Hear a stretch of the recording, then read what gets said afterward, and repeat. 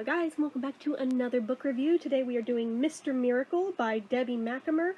So this one apparently is a soon-to-be original movie on the Hallmark Channel, although by now it's probably gone and went and happened. I don't know how old this book is, but anyway, gist of this one. The main character, Harry, is an angel come to Earth in human form, along with one of his superiors named Celeste. Because, of course, celestial bodies make sense. And he is acting the role of, like, a university professor, but he's been, like, sent to Earth with, like, several missions that he has to do without making it known he's an angel. He's not allowed to use his powers or anything for the most part. This is his first mission on Earth. I kind of like this whole, like, angels on Earth thing. It's kind of similar to a trope I have written before, so this one I liked a lot because of that. So they took a different approach to it than I did, but I'm like, okay, I respect that. So there's that angle, but then there's also the angle of the main characters in which he is helping to guide. So there's one girl who she's just lost her dad, and this is going to be her mom's first Christmas without the dad and everything, so she comes home for the holidays because she doesn't want her mom to be alone. Yeah, it turns out her mom has literally cruise tickets with this other woman that they've known their whole lives, who also recently lost her husband not that long ago. They'd already made their arrangements before they knew she was coming home. So it's like a whole to-do where it's just like, oh, I can totally stay home if you want me to. No, you go. So it's decided she'll still go on her cruise, whatever.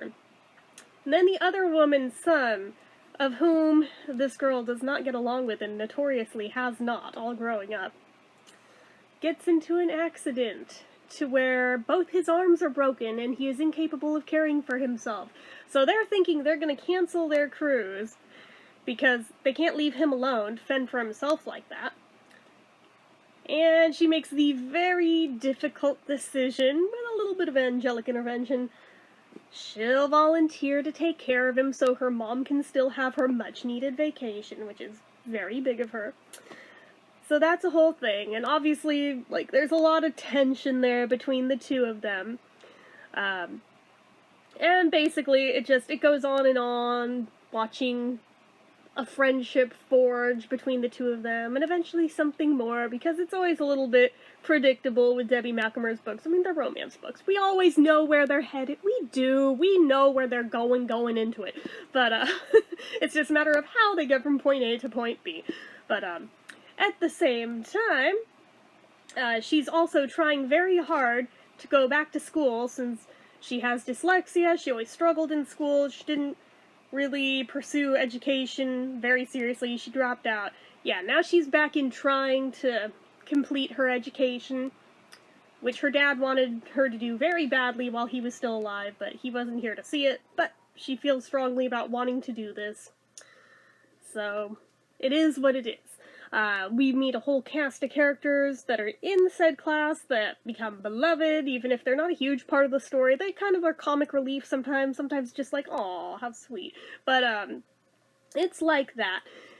It's one of those stories where I don't want to give all of it away, but that's the general gist of this one.